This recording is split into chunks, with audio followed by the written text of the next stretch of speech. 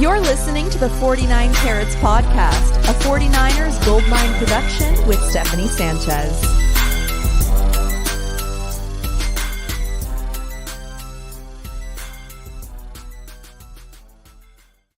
What's going on, everyone? Welcome to another edition of the 49 Carats podcast. Thank you for joining us for a special Saturday edition of 49K.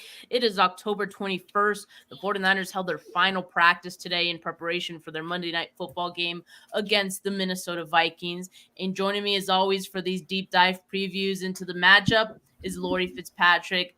Laurie, how you doing today?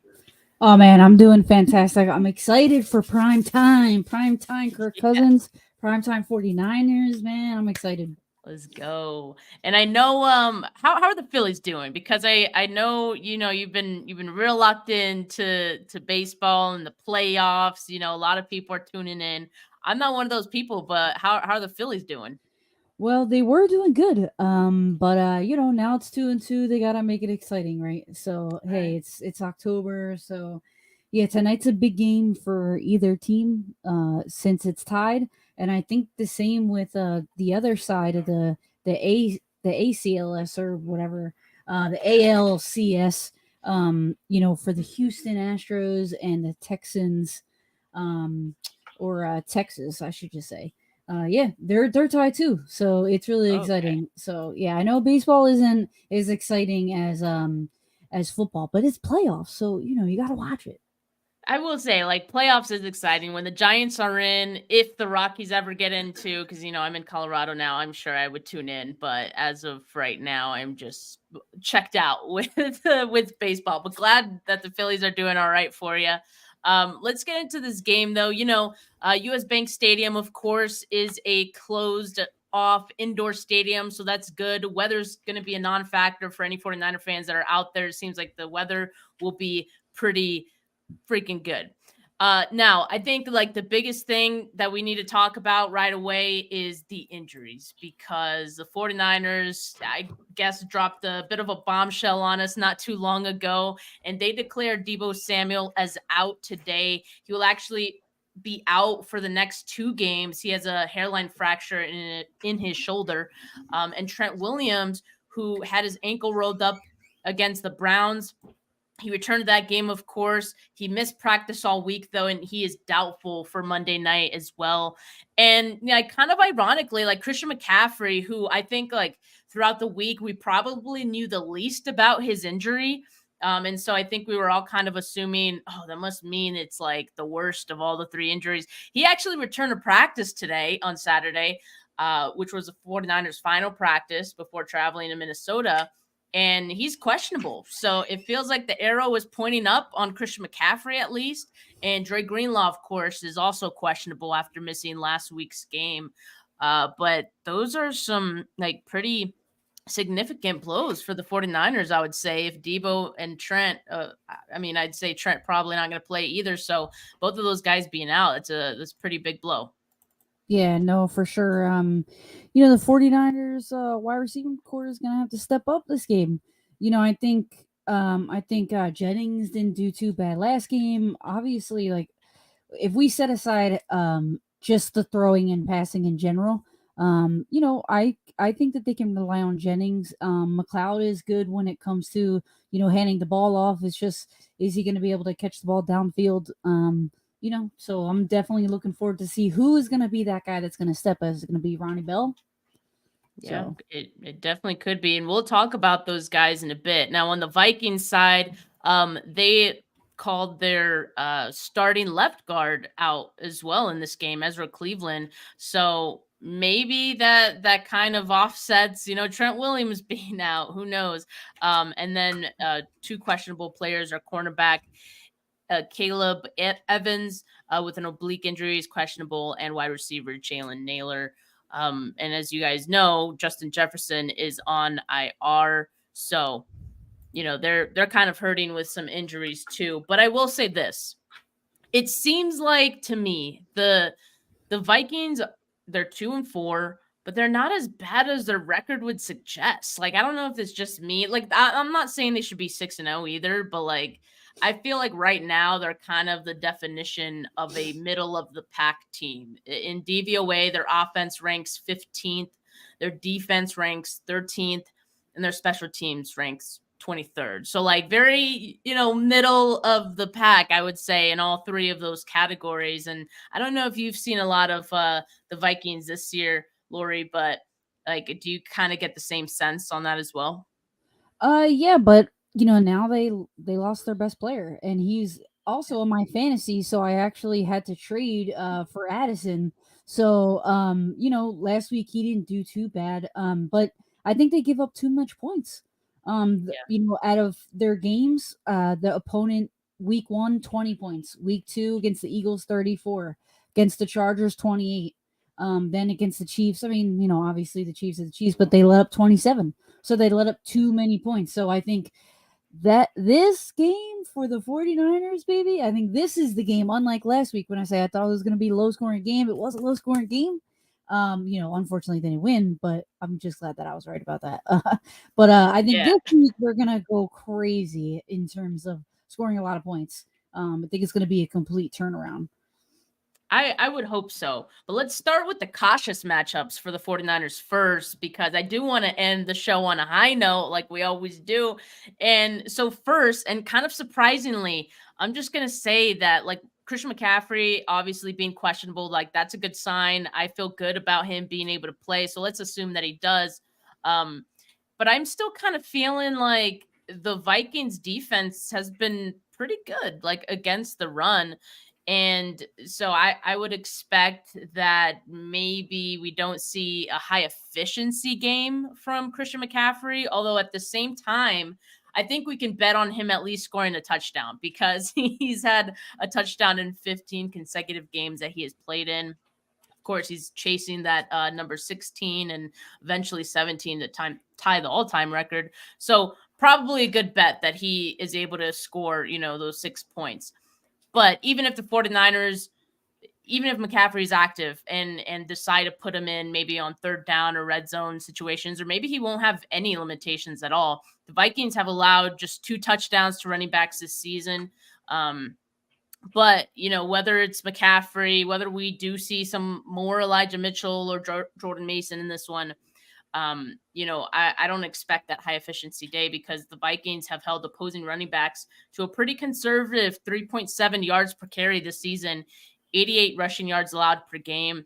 And I will say that that is probably even heavily skewed by DeAndre Swift's 175-yard performance in week 2 when they play the Eagles. So 88 yards potentially could even be lower had that game not happened, which kind of feels like an outlier. I mean, 175 yards is just kind of a crazy performance for any running back. But who knows? Maybe McCaffrey will have a bigger role out of the backfield as a pass catcher, like with Debo out.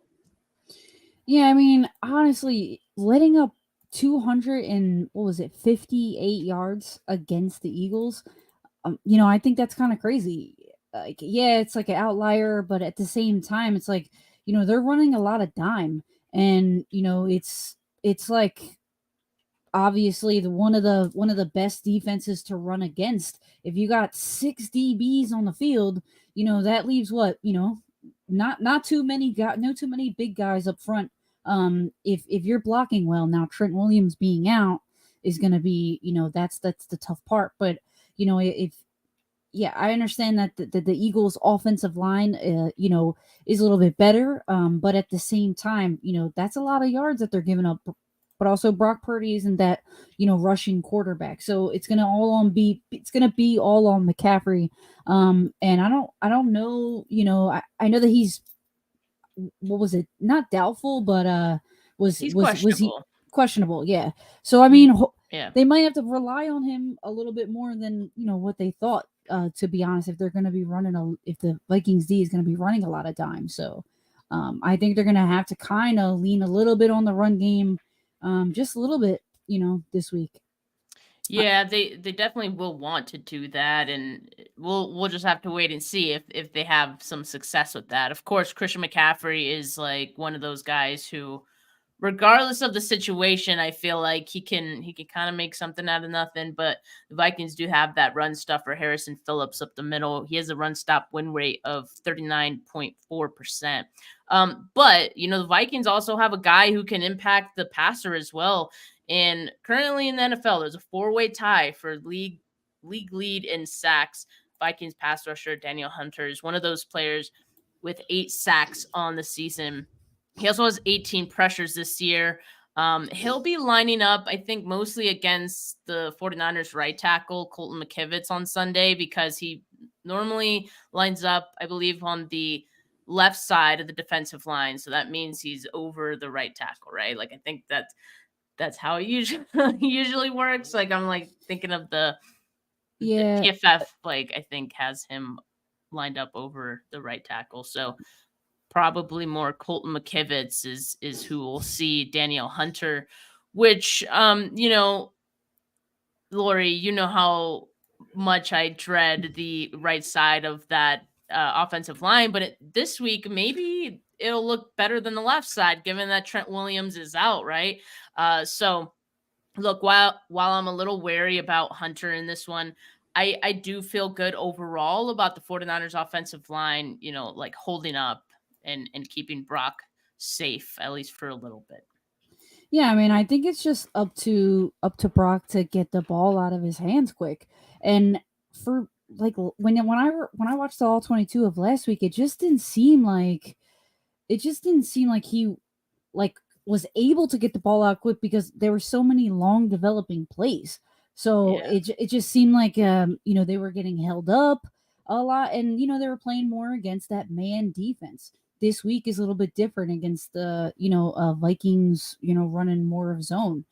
So I think just as long as he can get the ball out quick and the designs are to get obviously the wide receivers open quickly, I'm not too worried, about Brock Purdy against that blitz. I think, we covered this a couple weeks ago, how he is against the blitz and he plays pretty well. So yeah, Vikings are blitzing more than any other team in the league, 57% of opponents' dropbacks. I think they'll be a little more prepared. 49ers will be a little more prepared than they were when they faced the Giants on Thursday Night Football, when like Brock was blitzed a ton, literally like a historic amount. And so hot reads will be important in this one. I'll also say, like, don't be surprised if their slot corner, Josh Metellus, and their safety, Harrison Smith, get in on the blitzing action as well. They have combined for 4 sacks and 3 forced fumbles just among those two players. So just something to keep an eye on too. I think with Trent out, it'll be a extra challenge for Brock. But as long as they have those like hot reads, quick throws dialed up, I think, they should be in a pretty good spot. Yeah, because the Vikings D is sitting back a lot. I'm hoping, and I said this last week and it didn't happen, I'm hoping that Kittle, will be that X factor this game. It dropping back into dime defense, that's taking away a lot of like 10 yards plus. Kittle just needs to pop out, and then he'll be open. I noticed that a lot when I watched their game 2 defensive film. When they blitzed, everyone else dropped so far back that the flats and that 0 to 5 yards was wide open. Like they could run for days afterwards. So yeah, the hot routes will be important, like you said, man. Yeah, and I do want to shift really quickly to the Vikings like offense, because, and in particular their offensive line, because to me that's kind of one of the cautious matchups, because they're an above average unit, and as you can see, their composite pass protection rating is 7th in the NFL. For context, the Browns, who the 49ers just faced, ranked 8th. And so the 49ers did get a couple of sacks on PJ Walker. They got some pressure on him too. So, maybe that makes you feel good about this matchup. Last week, Gregory and Clinton Farrell had 3 pressures each. Nick Bosa and Hargrave had 2 each. Kinlaw and Armstead had 1 pressure each. So I could see it going either way, honestly. Despite them being ranked so high, the 49ers defensive line are not scrubs, right? Like, in fact, I know we've mentioned Brandon Thorne on this podcast before, and I did see that he had offensive line analyst, as we'd mentioned in the past, he has the 49ers defensive line over the Vikings offensive line as a favorable matchup. And here's what he said in particular. The 49ers defensive line ranks 9th in pass rush win rate, 9th in pressure percentage, and 7th in quarterback knockdown percentage. The Vikings offensive line ranks 6th in pass block win rate, 25th in pressure percentage given up, and 32nd in QB hits given up. So that's kind of crazy to me how they can be so good in like the pass block win rate, but Kirk Cousins is still getting hit. He's still getting some heat while getting the ball out. So also what he highlights here is that their center has kind of been shaky, and that's where, Javon Hargrave and Eric Armstead, I think, is going to come in. And as we mentioned, like earlier in the show, Ezra Cleveland, their left guard, is going to be out for this game too. And I also pulled up some of Ed Ingram's numbers, their right guard, and so far he's also been kind of giving up a bit of pressures, a few every game, it seems like. So I think the interior is going to be key for the 49ers in this one, and getting pressure on Kirk Cousins. Yeah, man, I think it's gonna be a bloodbath, honestly. And on top of that, Kirk under the lights, him seeing ghosts early, man, it's gonna be, Hargrave's gonna have fun. He's gonna have fun. That's all I gotta say, especially with the injuries that the Vikings are facing too. But I think with both teams' injuries, obviously, Justin Jefferson being the harder hit, in terms of one of the most productive guys in the whole entire league. So, I think the 49ers will be able to hit home, and they'll be able to get Cousins for sure. Yeah, I think so too. And Technic Chic is asking, do you see Randy Gregory making an impact as well? Ooh. I mean, I absolutely do, just based on what he was able to do last week against the Browns. He had, I believe, 3 pressures, the sack, 2 tackles for loss. So, I mean, he definitely made an impact, and he only played 26 total snaps in that game. So we can expect that his snaps are going to increase this week with a full week of practice with the team. Mm-hmm. And I would expect that to help the defensive line tremendously too. Yeah, no, that would be exciting. And if if the 49ers happen to get up early, then Randy might see even more snaps just to kind of get his feet wet, get used to playing with these other defensive linemen. Yeah, absolutely. Let's get into the favorable matchups, and we'll stick with the 49ers defense here because I think they can have some success against Alexander Mattison and Cam Akers in this Vikings run game, because quite frankly, it's been kind of abysmal through, the first 6 weeks of the season. And we were talking about fantasy teams earlier. Laurie, I regret drafting Madison in so many leagues because he has been so terrible. The Vikings run game ranks 25th in run DVOA. Madison is averaging 3.9 yards per carry. Minnesota is running the least of any team in the NFL. They average just 18.8 carries per game. They're 30th in rushing yards per game. They average just 75 rushing yards per game.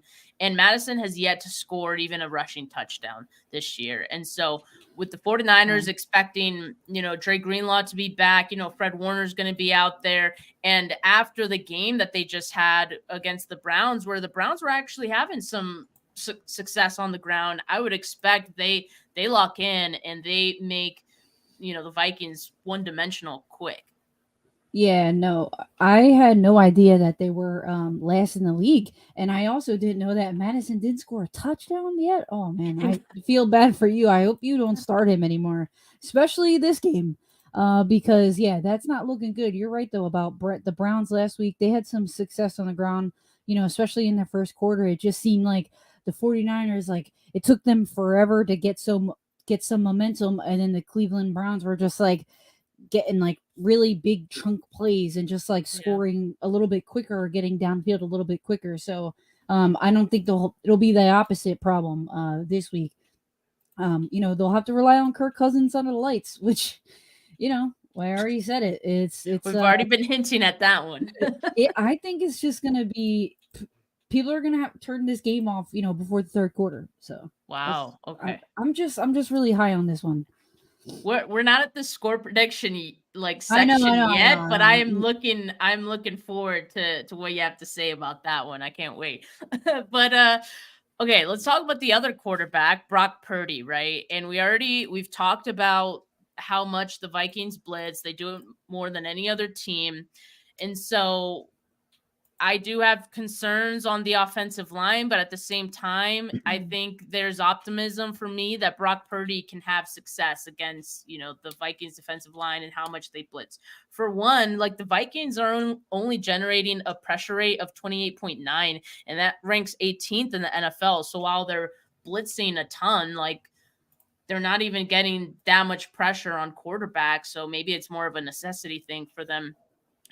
And it being so expected that the Vikings are going to blitz and the 49ers having an extra day to prepare for it, I think the 49ers are going to be able to scheme around it. Like we talked about the hot reads. So Purdy getting the ball out quickly will be key. He's been pretty good at that this year, aside from, we already mentioned the Browns game seemed like just a weird game overall where that didn't really happen. But it seemed like the plays that were being called and after the injuries, like that kind of all went away. So I'm just kind of chalk that one up as like an outlier game as well. And Purdy has done well against the blitz. He's been blitzed the third most in the league so far this year. So he has a lot of experience against 5 or more pass rushers. He's 35 of 57 for 426 yards, 205 air yards, 5 touchdowns, 0 interceptions, passer rating of 113.6. So I personally feel pretty good about Brock Purdy being able to handle the blitz and Kyle Shanahan scheming things up to make it easier for him. Yeah, no, I don't think it's gonna be, that big of a problem. And like you mentioned with the five or more rushers, it is funny because Vikings lead the league by like 20 attempts when you filter 5 or more rushes. But they're 25th EPA. Right. Then when you go to 6 or more edge rushers, they're second best EPA. But I also looked up, okay, well, what happens when, you have 6 or more pass rushers? That leaves only, a couple guys deep. So on 15 or more air yards, they're 25th EPA. So they're giving up 21 expected points per attempt. That's crazy. That's really, really bad. So just as long as Purdy can get it out and just go for the deep plays, especially when you see 6 edge rushers coming off, just do the hot route and audible it deep. Besides that, when they aren't rushing 6 guys, I think Kittle, the little dunks and whatever you call them, get McCaffrey out in the flat, get Kittle out with the little Texas routes, and then when you see him rushing 6, just go deep. Because that 25th EPA versus 15 plus or more air yards, that's really bad. So I think just as long as he can get it out and they scheme up the good plays, it's in a dome, it's not against the Browns last week. We're just gonna have to get rid of that game completely because that was just the worst one that they're gonna have in my opinion. So I think so too. And it was a day where Brock was like pretty inaccurate too, which like isn't something that we always see from him too. So as long as he's sharp and he gets those balls out quick, I think they're going to be in a good spot. And the Vikings defense is in zone 64.2% of dropbacks. That's 7th most in the league. And normally this is where we would talk about Debo because we talk about how good he is in zone and his target share is so high in zone. But Debo is going to be out for this one. So other guys are going to have to step up and try to play that Debo role as much as possible. I mean, we alluded to Ray-Ray McCloud, having that. I think we saw that in glimpses against the Browns as well. Guys like Juwan Jennings, he's going to need to step up. I mean, even Ronnie Bell possibly could get some extra snaps in this one. But I think George Kittle could possibly have a big day here as well, as we've also mentioned. I don't know if you knew this, Laurie, but Sunday is National Tight End Day, a day coined by George Kittle. But that's not the only reason that I think he'll have a good day. The Vikings have allowed 3 touchdowns to tight ends so far this season. And so I think But again, like that's not the only reason that I think he has a good day. Other guys need to step up, find those soft spots in the zone. I feel like, Kittle has a experience doing that. Kyle can scheme that up. 54.2% of Kittle's targets this year have come in zone. He hasn't had a ton of targets this year. That's what like people have been 49er fans have been complaining about this week, but I feel like this is a game to feature him just a little bit more. Yeah, like it's got to come eventually. It's got to come eventually. And this has to be the game. I think that they don't have a choice with Debo out. He has to scheme him open, because you can't just have one guy. Ayuk out there. He's gonna be bracketed. He's gonna be double teamed. He's gonna have two sets of eyes on him at all times. And McCaffrey is always someone that they're going to keep their eye on. So Kittle has to be that guy. And it's not about him getting it done. I think it's more about Kyle getting it done for him. Yeah. Because I just, I think that Purdy will be able to get the ball out against that blitz. So it's just up to Kyle to be able to get that done and get Kittle, get his hands on the ball. I'm glad you mentioned that. It's like Kyle has to be the one to kind of like scheme certain things for Kittle, because there's been this misconception that George Kittle is just blocking all the time, like he's just helping block. But like that's not really the case. Like yes, he's helping chip, and I think we saw that in against the Browns, but he's still running a lot of routes. He's still out there. One of the issues is I guess he's like third or fourth in the progressions most of the time, so that's one of the reasons why he's not going to get targeted as much. Yeah, and he's blitzed, and Brock's blitzed. So how Yeah. much time does he have to get to his third read? Not a lot. Yeah, exactly. And so in this one, like, and because they've probably known that Kittle would have to step up in this one because Debo is going to be out, and they probably even thought for a bit of the week that McCaffrey might be out too. So like I would imagine that they are going to make it a point to have Kittle like earlier in the progression this week so he can get some of those opportunities. And we also talked about Brandon Ayuk, right?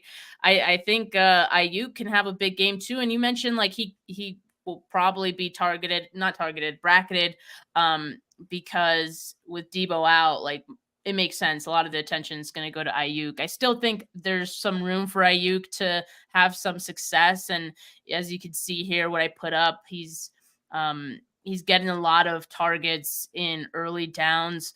And so I think that's going to be huge for the 49ers. Opposing offenses have a top 5 neutral pass rate versus the Vikings, 54%. So I think this is going to be a game where, like, I mean, even Ayuk's going to need to step up, right? Like, so find him, find your other playmakers. I think it's going to be a fine day for Purdy. And the Vikings corners, Metellus and Evans. Actually, I guess Evans is going to be out in this one, so I don't even know who their backup is, but Evans was giving up a 112.9 passer rating and Metellus 113.8. So I think the 49ers should be able to have some success throwing the football in this one. Yeah, no, for sure. Go ahead. I wanted to ask you, Laurie, because like I saw that the Vikings are also in cover 3, 34.5% of the time, and cover 0, 14%. Both of those are most in the league.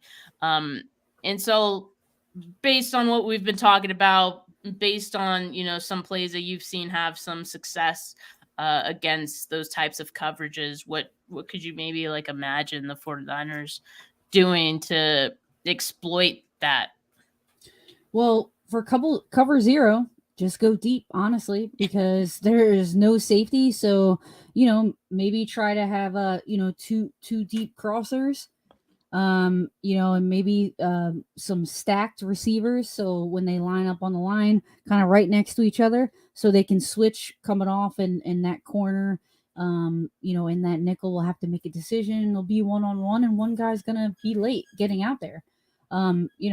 And for cover 3, I mean, you can kind of do the same thing. So people say cover 3 and cover 1 are kind of like interchangeable in a way, where you have the 2 corners. If they just back up a little bit, then that's cover 3.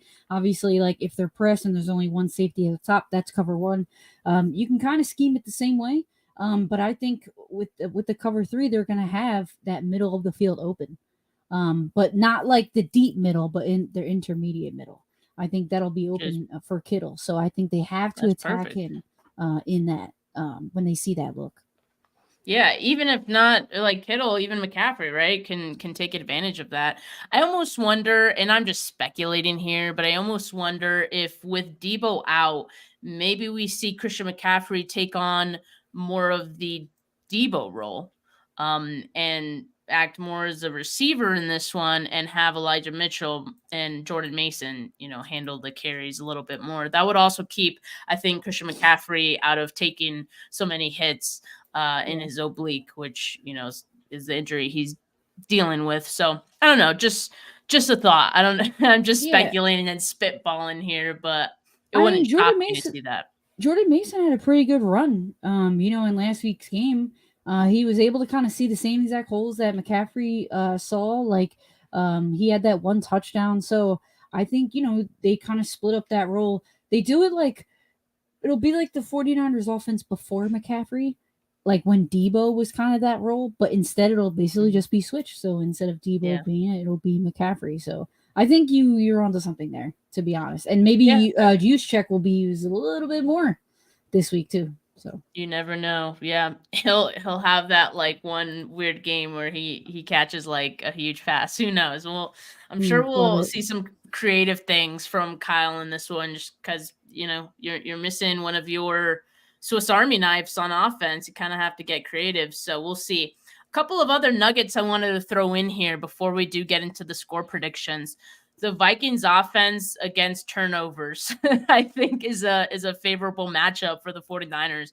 The Vikings turnover margin sits at negative 1.2 per game, which means their offense is losing more turnovers than their defense is getting them. They're struggling in particular with fumbles. They average 2.2 fumbles per game and 1.5 fumbles lost per game. That's not great. Like, that's such a weird thing to me to struggle with. I don't know fumbling why, like that's crazy. I don't think it's Madison a whole lot. Like, not from what I saw. So I don't really know, but apparently the whole offense is just maybe struggling with it. So I hope the 49ers practice their peanut punches this week, because it could probably come in handy against this Vikings team. I saw that in one game, Kirk Cousins fumbled, Madison fumbled, and Jefferson fumbled, and all of them were fumbles lost. So it's just like nobody can hold on to the ball. It's just too much pressure. And I think, dude, going back to it, I just think the 49ers, like, they're going to, like, it's going to be awesome. So Fred Warner is going to get a pick. I'm calling it now, and I'm also going to call a sack fumble for sure. Somebody's going to get in there. They should have had one last week. I'm just saying they should have had a fumble last week against PJ Walker, but it's neither here nor there. But look, also going back to Kirk Cousins against primetime, I like that matchup too, because he is 11-19 all time against, or not against, but on primetime. And as the Vikings quarterback, he has 7 wins, 11 losses in primetime. And even worse, on Monday Night Football, Kirk Cousins is 2-10 all time. 2 wins, 10 losses on Monday Night Football. Stop doing it to this guy. Stop putting him on Mondays. It's like, my God. I feel bad for him at this point. Like, so, like, it's him against the lights. This is like one narrative that is like really, really true. And for whatever reason, which is crazy, because I was actually looking at some of the stats, and like the stats aren't bad. Like, he actually has fine games. Like, I think his completion percentage is like 68, 66% in these games too. Like, he's solid. It's just like, for whatever reason, maybe his defenses also suck. I don't know. But Kirk Cousins in prime time just can't seem to get it done. But look, here's my score prediction. I'll go first. I'm gonna go 28-17. I would have gone 30 or more, but I think that the injuries just enough, like Debo and Trent being out for this one is going to hamper the offense just enough that they'll just be under 30 in this one. So I give them 28, and I'll give the Vikings 17 because, like I said earlier in the show, I don't think they're as bad as their record would suggest. I think Kirk Cousins is still a capable quarterback. He has Jordan Addison, who I think he's no Justin Jefferson, but he's a good wide receiver. I think they're going to be throwing a ton in this game. 49ers have done a pretty good job against throws and just keeping everything in front of them, I think, more than anything else. But, I think Cousins is going to have some plays here and there. He'll be able to score. So 28-17. What about you, Laurie? I mean, you make a great point about, Debo being out, obviously, or else, you would have gone 30, but I don't see the offense being the reason why they score over 30. I say the defense is going to be why they score over 30. So I'm going to go 35-14. I don't think they're going to even score any field goals because I don't think the defense is going to allow them to get there, and maybe 2 magical touchdowns that they'll get. So that's why I have them scoring 14, but 35-14 is my score prediction.